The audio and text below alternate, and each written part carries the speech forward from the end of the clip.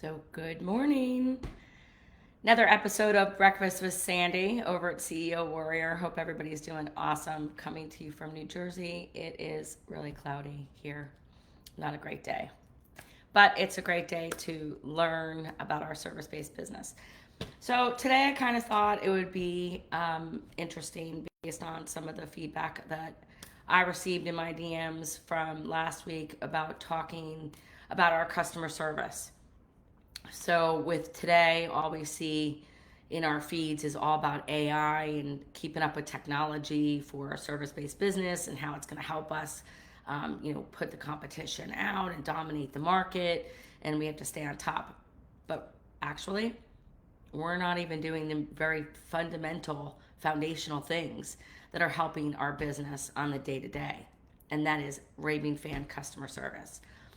So coming from where I am, I ran a customer service department back in my early years, but I loved every second of it because we were the first touch other than the marketing. So our marketing was drawing people to our company, and then you answer the phone. And that's what's going on in your world. But are we hiring the right people? Are they setting the correct tone? Are they setting the right agenda? So, in a world that we are so technologically advanced and everything is smartphone and computer driven, we don't really connect with humans as much anymore. Sometimes it's nice that we have that element of customer service. So, we have that live person that's answering the phone.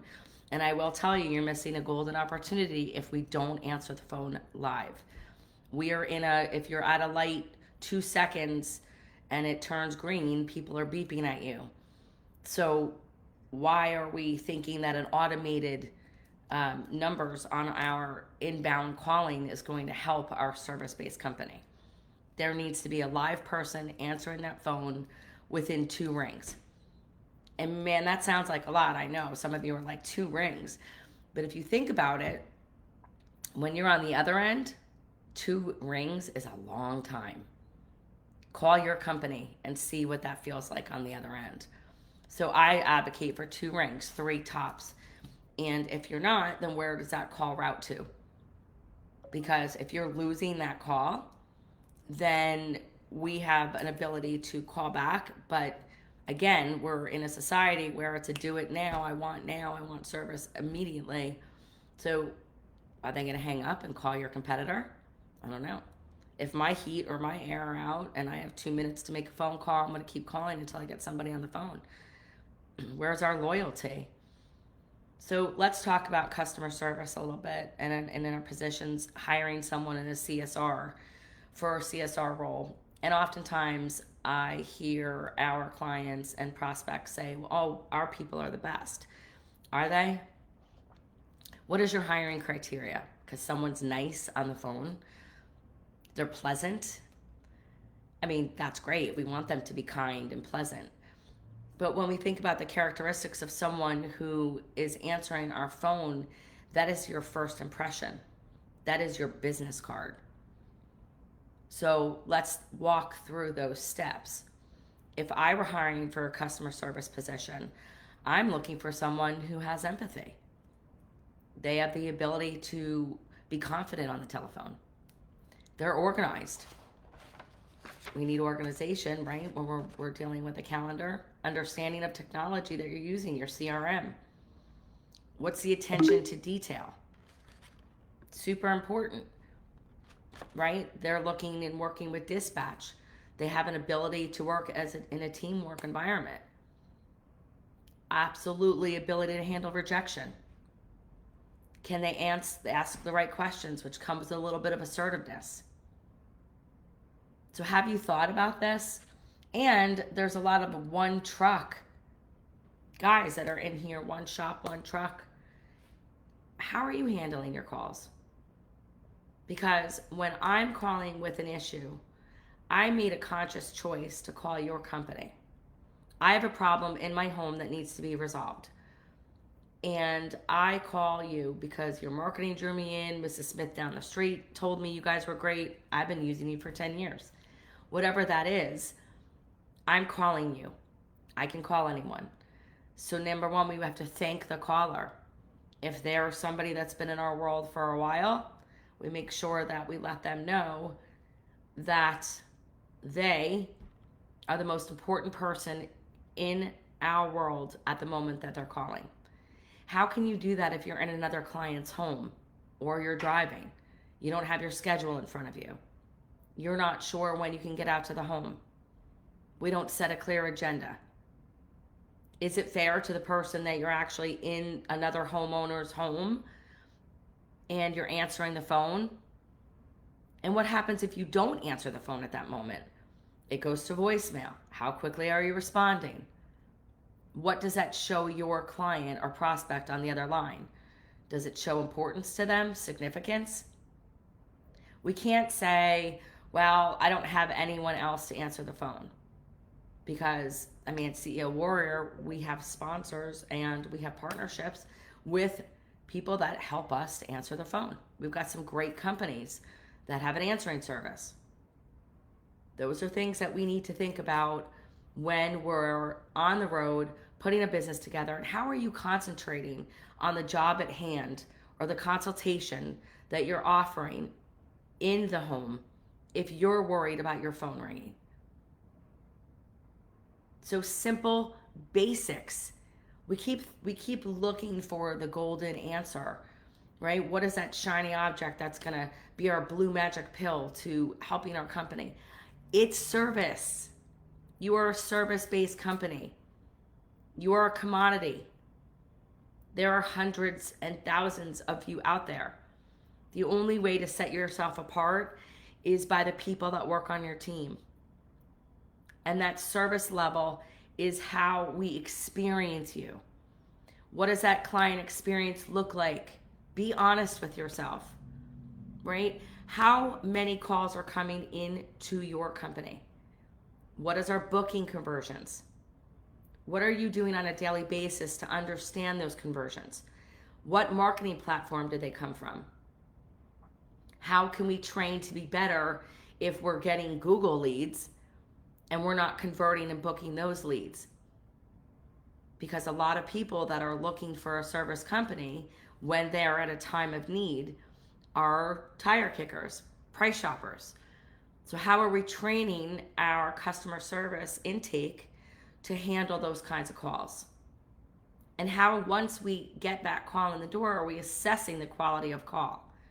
Just because we booked a call does not mean it's over for the client experience. And this is super important. When you're not listening to the calls, we're not creating a better client experience. Are you recording all the calls? Are you looking at conversions? Are you understanding why you did not book a call? Are we asking the right questions? Are we greeting people with a smile? Do they feel like they called the right place, that they're in good hands? All of this goes hand in hand to the rest of the experience that they're going to have. If they do not have a phenomenal intake call, a booking call, then the rest of their mindset is going to shift about a company that is just doing what they need to do to come out and fix a problem. You need to welcome them either as a platinum member, if you have a membership program. We need to have that knowledge of, did we serve them before? What did we do for them in the home before? How many years have they been a client of theirs? That homeowner has an opportunity to feel special at that moment. An agenda needs to be created of what next steps are going to look like. This is not just putting someone on the calendar. You want them to come back.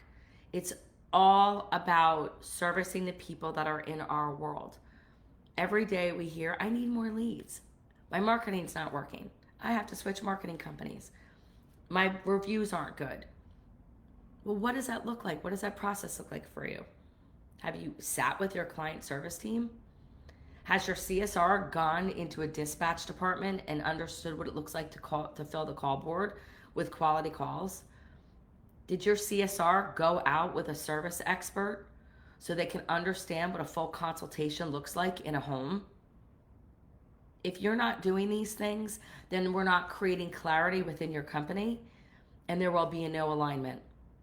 We will have no respect for what the CSR is going through when the phone is ringing off the hook because there was a storm last night and now your services are needed by all. And then we're in an emergency situation.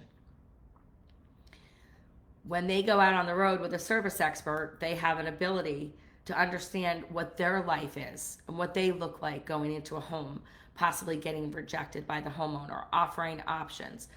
What does a consultation look like? Understanding the department is going to help the CSR book a better client experience. But it's up to you to become the leader to manage that experience. Have you had and created a vision of what that experience should look like? So let's focus on basics. Greeting, smile, talk to them about what their issues are in the home. There's opportunities that lie within.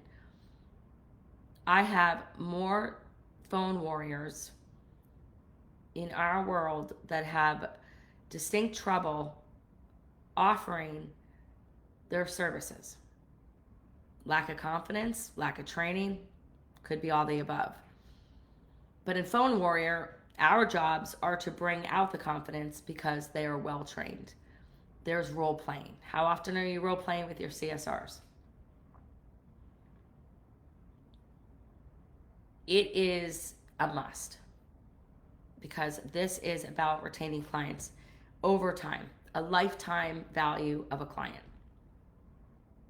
This is not just, I went into the house, I fixed it, and now I'm off to my next call. There's a perception, and the perception is what client's reality is.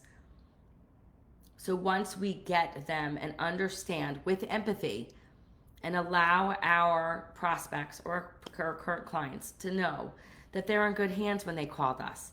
Thank you so much for calling XYZ Plumbing Company. We're here to serve you. Right? Offer that. Tell them why you're in business. Then the next stage is to ask the right questions. Man, I completely understand what you're going through. We see it every day. You called the right place. We're going to get someone out for you as quickly as possible, Mrs. Jones. And we so appreciate that you were a platinum client of ours for the last 8 years. So how long has this been going on?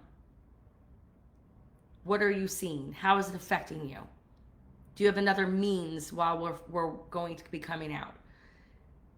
We have to think about, is this an emergency? How do we look at the call board? But it's all in the way that we handle the call. Do we offer a full home inspection? Is there a full home consultation attached to your diagnostic? Or are we answering the phone saying, yeah, I have somebody out there tomorrow. I'm not really sure what time. I don't really know. Or even if you're offering that 2-hour window, yes, Ms. Smith, we can be there from 12 to 2 or from 2 to 4. Which one is going to work better for you? Fantastic. Arrival time will be from 12 to 2. And John, your service expert, will be arriving and he will be giving you a call about 30 minutes prior to arrival. Will it be you that he will be meeting when he gets to the home?